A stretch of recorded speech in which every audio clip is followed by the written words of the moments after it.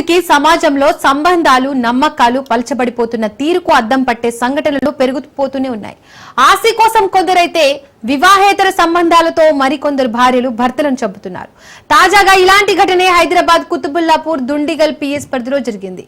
ఇక్కడ భర్తను చంపాలనుకున్న భార్య ప్లాన్ బెడిసి కొట్టింది. భర్త గాయాలతో బయటపడుతుండటంతో భార్య అసలు భాగోతం బయటపడింది.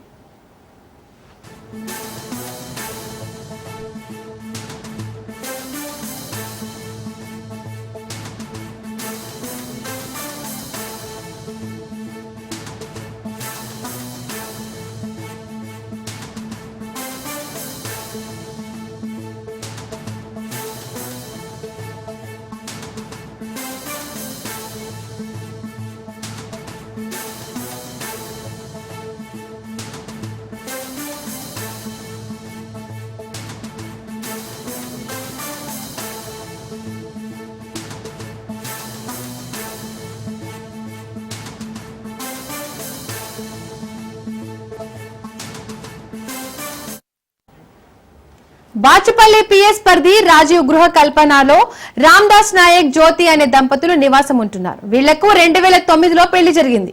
కొన్ని గొడవల కారణంగా గత 3 సంవత్సరాలుగా విడిగా ఉంటున్నారు. నెల క్రితం ఇద్దరితో కుటుంబ పెద్దలు చర్చలు జరిపి సయోధ్య కుదిర్చారు. అయితే వారం రోజుల నుండి మళ్లీ గొడవలు జరుగుతున్నాయి. ఈ క్రమంలో జూలై 26న రాత్రి భర్త రామ్దాస్ ను చంపేందుకు 4 యువకులతో కలిసి ప్లాన్ వేసింది భార్య జ్యోతి.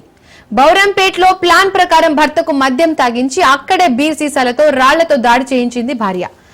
అపస్మారక స్థితిలోకి వెళ్లిన రామ్దాస్ మృతి చెందాడని అక్కడి నుండి పారిపోయారు యువకులు.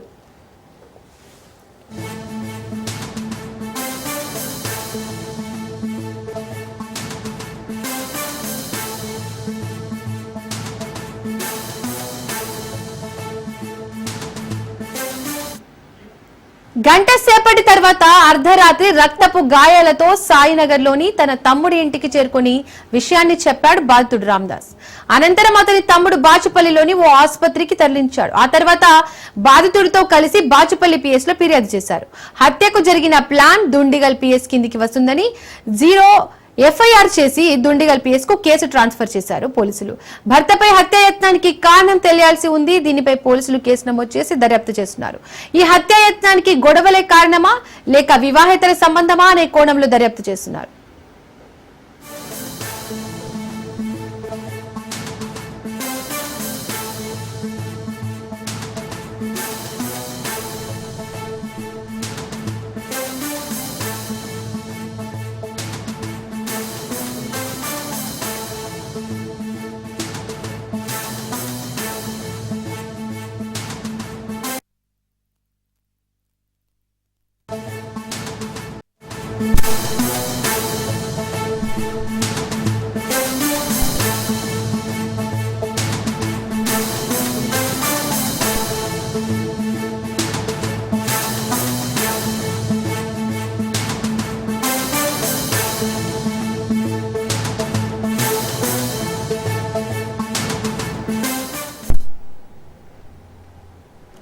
సృష్టి ఫెర్టిలిటీ సెంటర్ కేసు దర్యాప్తులో సంచలన విషయాలు వెలుగులోకి వస్తున్నాయి.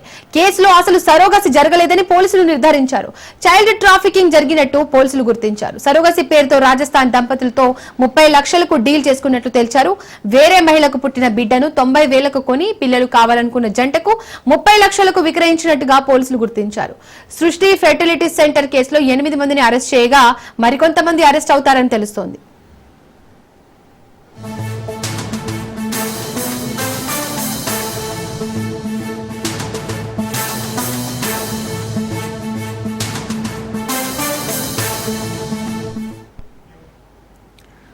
సృష్టి కేసులో గాంధీ ఆసుపత్రి వైద్యుడికి లింకులు ఉన్నాయి. గాంధీ ఆసుపత్రి డాక్టర్ సదానందం కు పోలీసులు అదుపులోకి తీసుకున్నారు. గత కొంతకాలంగా సృష్టి క్లినిక్ లో పనిచేస్తున్న సదానందం గాంధీ ఆసుపత్రిలో అనస్థీషియా స్పెషలిస్ట్ గా ఉన్నారు. సృష్టి యాజమానితో కలిసి అక్రమ సరోగసి చేస్తున్నట్లు సదానందంపై ఆరోపణలు రావడంతో అరెస్ట్ చేశారు.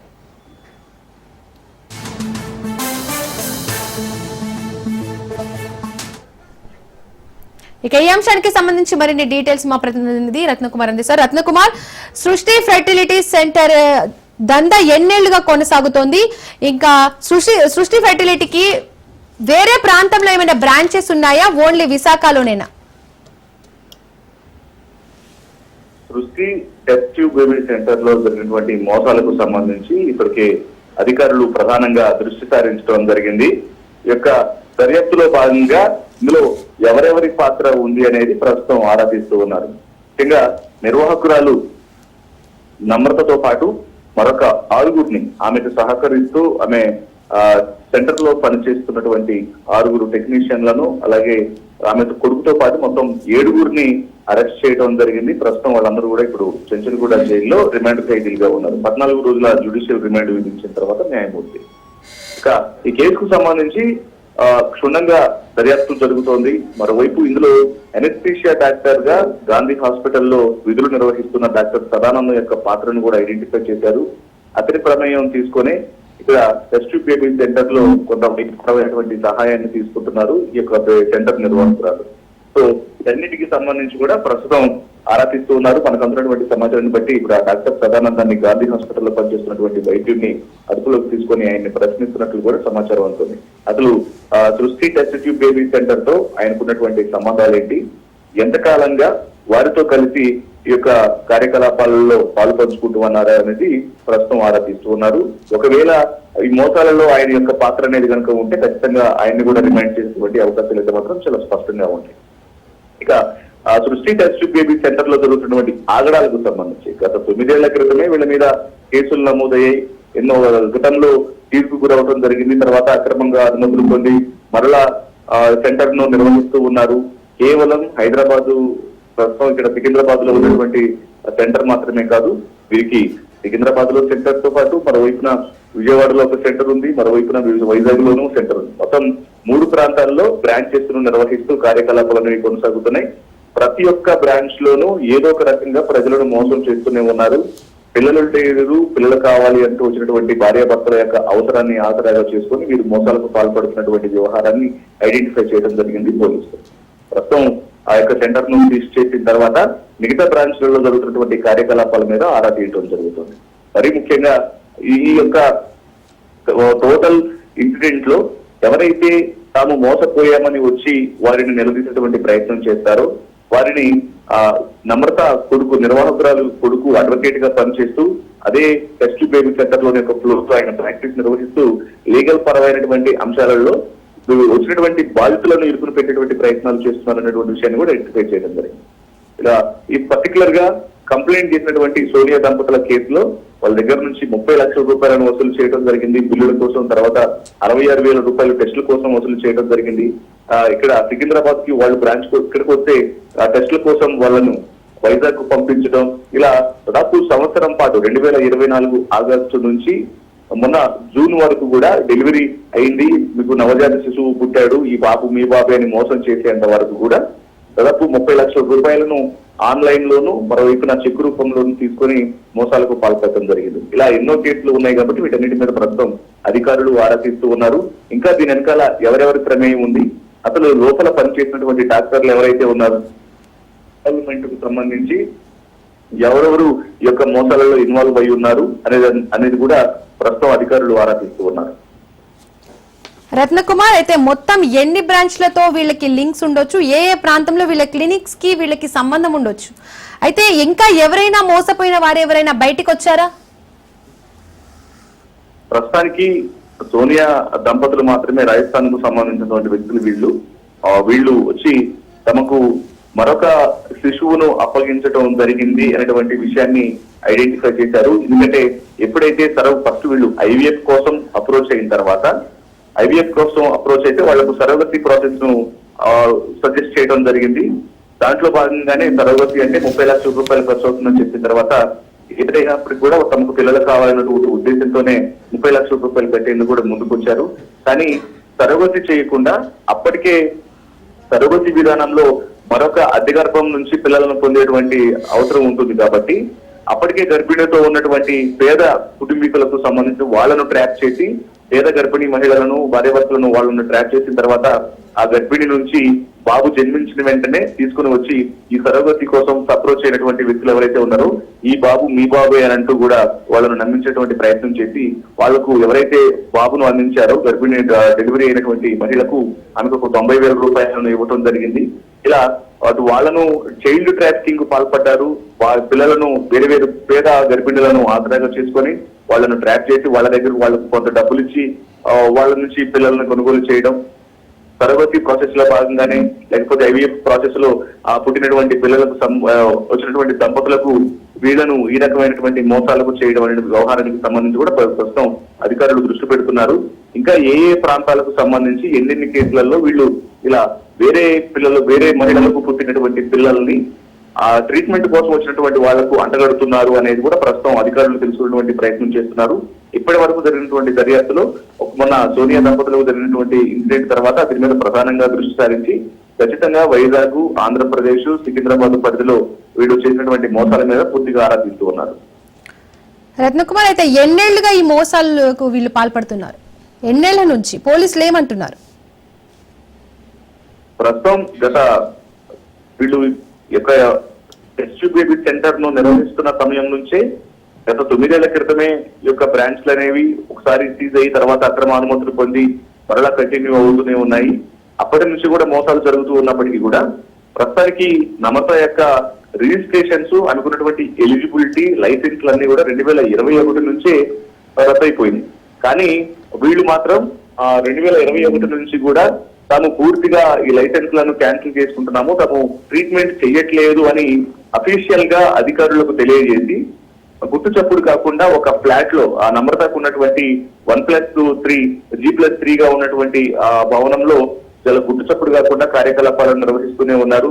ఆ పేషెంట్లు రావడం, అక్కడ ట్రీట్మెంట్ చేయించుకోవడం, వెళ్ళటమే తప్ప అక్కడ ఎటువంటి 24 అవర్స్ తర్వాత అక్కడ ఉన్నటువంటి అవకాశం లేకుండా ట్రీట్మెంట్ చేసి పంపించడమే జరుగుతుంది. ఇక డెలివరీకి సంబంధించినటువంటి వ్యవహారాలన్నింటినీ కూడా వాటికి మరొక రోజు, ఆ తర్వాత వివిధ కార్యకలాపాలకు సంబంధించి ప్రెగ్నెన్సీ కన్ఫర్మ్ అయిన తర్వాత వాళ్లకు వేరే రకమైనటువంటి ట్రీట్మెంట్లు అనేవి రిఫర్ చేయడం ఇదంతా కూడా జరుగుతుంది. కాబట్టి మొదటి నుంచి కూడా వీళ్ళు ఈ రకమైనటువంటి దందాలకు తెరపిస్తున్నట్లుగానే తెలుస్తుంది అధికారులు చెప్పిన దాన్ని బట్టి. Right Ratnakumar, thank you.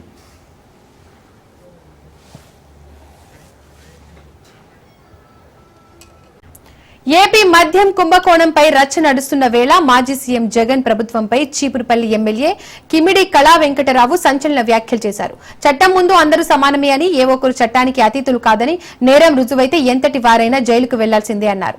Andhra Pradesh లో సంక్షేమంతో పాటు అభివృద్ధికి కూటమి ప్రభుత్వం కట్టుబడి ఉందని అన్నారు.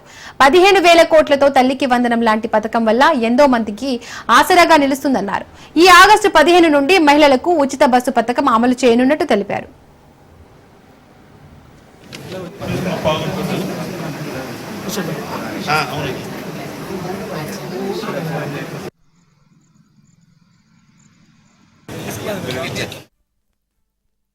అందుకోసం 2 కళ్ళు ఏ విధంగా అయితే బ్యాలెన్స్ చేసుకుంటామో అభివృద్ధి సంక్షేమం ఆ విధంగా బ్యాలెన్స్ చేసుకునేటటువంటి పద్ధతి చంద్రబాబు నాయుడు గారికి ఉంది.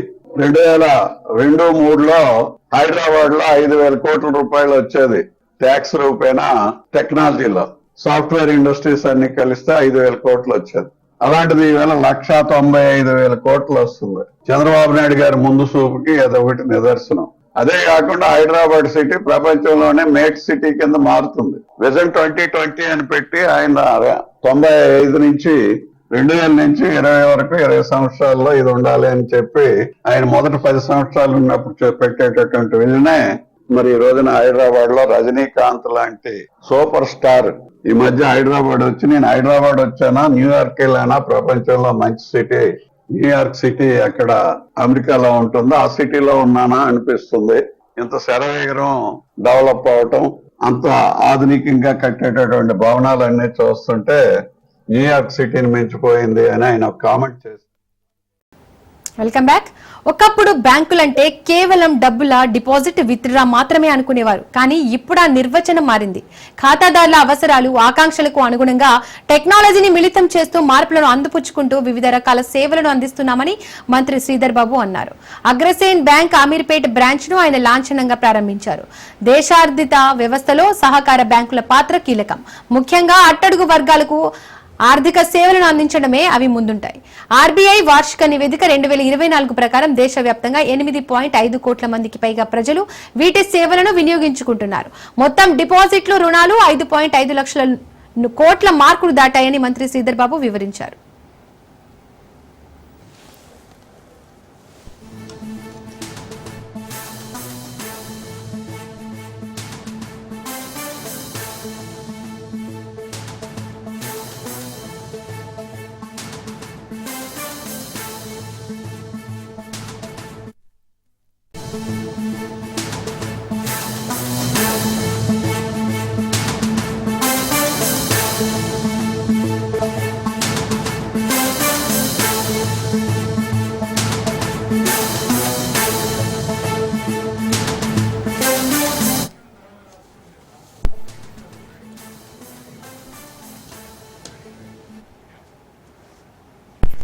ఇవాళ తెలంగాణ కేబినెట్ కీలక సమావేశం జరగనుంది. మధ్యాహ్నం 2 గంటలకు సీఎం రేవంత్ రెడ్డి అధ్యక్షతన సచివాలయంలో మంత్రి మండలి భేటీ కానుంది. స్థానిక సంస్థల ఎన్నికలు, వర్షాకాల అసెంబ్లీ సమావేశాల నిర్వహణపై నిర్ణయం తీసుకునే అవకాశం ఉంది. Gig workers welfare bill, go సంరక్షణ విధి విధానాలపై మంత్రి మండలి చర్చించనుంది.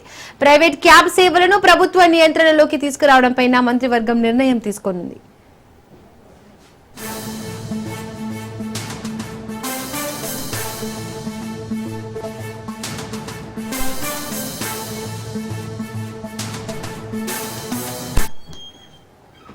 కులగణన, రేషన్ కార్డుల పంపిణీ, యూరియా నిల్వలు, సాగునీటి ప్రాజెక్టులపై కేబినెట్ భేటీలో చర్చించనున్నారు. కాళేశ్వరంపై నివేదిక అందితే దానిపైన చర్చించే అవకాశం ఉన్నట్లు తెలుస్తోంది. సాగునీటి ప్రాజెక్టుల అంచనాల పెంపుపై చర్చించి నిర్ణయం తీసుకునే అవకాశం ఉంది. నూతన ప్రభుత్వ జూనియర్ కళాశాలలకు అవసరమైన పోస్టుల మంజూరుకు మంత్రిమండలి ఆమోదం తెలుపనుంది.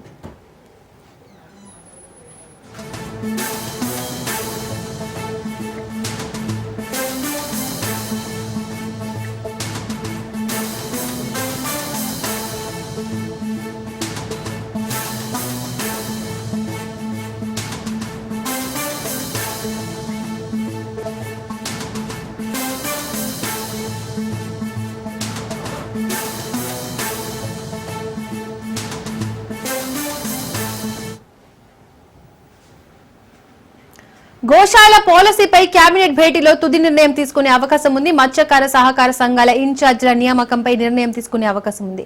ఇదే అంశానికి సంబంధించి మరిన్ని డీటెయిల్స్ మా ప్రతినిధి రాజు అందిస్తారు. రాజు, ఇవాళ తెలంగాణ కేబినెట్ భేటీకి సంబంధించి డీటెయిల్స్ ఏంటి? ఈ రోజు తెలంగాణ కేబినెట్ సమావేశం కాబోతా ఉంది. మధ్యాహ్నం 2 గంటలకు సచివాలయంలో ముఖ్యమంత్రి రేవంత్ రెడ్డి అధ్యక్షతన ఈ సమావేశం జరగబోతా ఉంది. అసలు ఈ రోజు జరిగే ఏదైతే ఉందో ఈ నెల 25వ తేదీన జరగవలసినటువంటి సమావేశం ఆ రోజు మంత్రులు ఢిల్లీ పర్యటనలో ఉన్న కారణంగా ఈ రోజుకు దాన్ని పోస్ట్ పోన్ చేయడం జరిగింది. ఈ రోజు జరిగే సమావేశంలో పలు కీలక నిర్ణయాలకు మంత్రి మండలి ఆమోదం తెలుపబోతా ఉంది. ప్రధానంగా స్థానిక సంస్థల ఎన్నికలపై ఈ సమావేశంలో చర్చించే అవకాశం కనిపిస్తా ఉంది. అదేవిధంగా వర్షాకాల అసెంబ్లీ సమావేశాలపై కూడా ఒక నిర్ణయం కూడా తీసుకునే అవకాశం కనిపిస్తా ఉంది. ఏదైతే ప్రభుత్వం ఇటీవల గిగ్ వర్కర్ల కోసం ప్రత్యేకంగా బిల్లు తీసుకొస్తామని అయితే చెప్పడం జరిగిందో దానికి సంబంధించి కూడా ఈ సమావేశంలో చర్చించే అవకాశం కనిపిస్తా ఉంది. ఇక గో సంరక్షణకు సంబంధించి విధి విధానాలపై గో సంరక్షణ పాలసీ ఏ విధంగా ఉండాలి అనే దానిపై కూడా ఈ సమావేశంలో నిర్ణయం తీసుకునే అవకాశం కనిపిస్తా ఉంది. ఇక కుల గణనకు సంబంధించి ఈ సమావేశంలో చర్చకు వచ్చే అవకాశం కనిపిస్తా ఉంది. రేషన్ కార్డుల పంపిణీ ఏదైతే ఉందో అది ఇప్పటికే రేషన్ కార్డుల పంపిణీ కొనసాగుతా ఉంది. రాష్ట్ర వ్యాప్తంగా కూడా ఈ పంపిణీ ఇంకా ఏ విధంగా ముందుకు తీసుకెళ్లాలి, ఎట్లాంటి ఇబ్బందులు లేకుండా కూడా ఏ విధంగా ముందుకు వెళ్లాలన్న దానిపై కూడా సమావేశంలో నిర్ణయం తీసుకునే అవకాశం కనిపిస్తా ఉంది. ఇక యూరియా నిల్వలపై ప్రధానంగా చర్చించే అవకాశం కనిపిస్తా ఉంది. ఇప్పటికే రాష్ట్రానికి సంబంధించి యూరియా కొరత ఏర్పడిందని చెప్పేసి నిన్న వ్యవసాయ శాఖ మంత్రి తుమ్మల నాగేశ్వరరావు కూడా కేంద్ర మంత్రులకు లేఖలు కూడా రాయడం జరిగింది. ఆగస్టు నెలకు సంబంధించి ఏదైతే కోటా ఉందో దాన్ని పెంచి రాష్ట్రానికి సరఫరా చేయాలని చెప్పి కూడా ఆయన కేంద్ర ప్రభుత్వానికి ఇప్పటికే విజ్ఞాపనలు కూడా చేసే పరిస్థితి కనిపిస్తా ఉంది. ఇంకా కొన్ని సాగునీటి ప్రాజెక్టులపై చర్చించే అవకాశం కనిపిస్తా ఉంది. సాగునీటి ప్రాజెక్టుల అంచనాలపై కూడా ఈ సమావేశంలో ఒక నిర్ణయం తీసుకునే అవకాశం కనిపిస్తా ఉంది. మధ్య సహకార సంఘాల ఏదైతే ఇన్ఛార్జీల నియామకంపై కూడా ఈ సమావేశంలో చర్చించే అవకాశం కనిపిస్తా ఉంది. ఇక ప్రైవేట్ క్యాబ్ సేవలు ఏవైతే ఉన్నాయో రాష్ట్రంలో ఉన్నటువంటి అవన్నీ కూడా క్యాబ్ సేవలను ప్రభుత్వ నియంత్రణలోకి తీసుకువచ్చే విధంగా కూడా ఒక పాలసీ రూపొందించాలని ప్రభుత్వం భావిస్తా ఉంది. దీనికి సంబంధించి కూడా ఈ సమావేశంలో చర్చకు వచ్చే అవకాశం కనిపిస్తోంది. ఇక నూతనంగా ఏర్పాటైనటువంటి రాష్ట్రంలో జూనియర్ కళాశాలకు సంబంధించి కొన్ని పోస్టులకు కేబినెట్ మంజూరు చేసే అవకాశం కనిపిస్తోంది. కేబినెట్ ఆమోదం తర్వాత ఆ పోస్టులను కూడా ఎన్ని పోస్టులు ఖరారు చేయనున్నట్టు ఈ రోజు సమావేశంలో ఒక అంటే క్లారిటీ వచ్చే అవకాశం కనిపిస్తోంది. ప్రధానంగా స్థానిక సంస్థల ఎన్నికలపై అయితే ఈ ఒక కేబినెట్ దృష్టి సారించే అవకాశం కనిపిస్తోంది. ఎందుకంటే ఇప్పటికే సెప్టెంబర్ 30వ తేదీలోపు ఎన్నికలు నిర్వహించాలని హైకోర్టు గడువు విధించిందో సో ఇప్పటికే నెల దాటిపోయింది, ఇంకా 2 నెలల సమయం మాత్రమే ఉంది కాబట్టి దీనికి సంబంధించి 2 నెలల్లో ఏ విధంగా ముందుకు వెళ్ళాలి. మరొక వైపు కాళేశ్వరానికి సంబంధించి జస్టిస్ సిసి ఘోష్ కమిషన్ నివేదిక ఈ రోజు ప్రభుత్వానికి అందించే అవకాశం కనిపిస్తా ఉంది. ఒకవేళ జస్టిస్ సిసి ఘోష్ మధ్యాహ్నం లోపు ప్రభుత్వానికి నివేదిక అందిస్తే ఆ నివేదికను కూడా దీంట్లో కేబినెట్ లో చర్చించి ఏ విధంగా ముందుకు వెళ్లాలనే దానిపై కూడా కేబినెట్ లో నిర్ణయం తీసుకునే అవకాశం కనిపిస్తా ఉంది. ఇక విద్యుత్ కొనుగోలు అంశానికి సంబంధించి ఇప్పటికే ఏకసభ్య కమిషన్ డాక్టర్ షమీం అఖ్తర్ ఇప్పటికే దాని నివేదికను ప్రభుత్వానికి అందించారు కాబట్టి కాళేశ్వర కమిషన్ నివేదిక కూడా వస్తే ఈ రెండింటి నివేదికలను కేబినెట్ లో చర్చించి ఏ విధంగా ముందుకు వెళ్లాలన్న దానిపై కూడా ఒక నిర్ణయం తీసుకుంటారని చెప్పేసి ప్రభుత్వ వర్గాల నుంచి తెలుస్తా ఉంది. Deepika. Right Raju, thank you.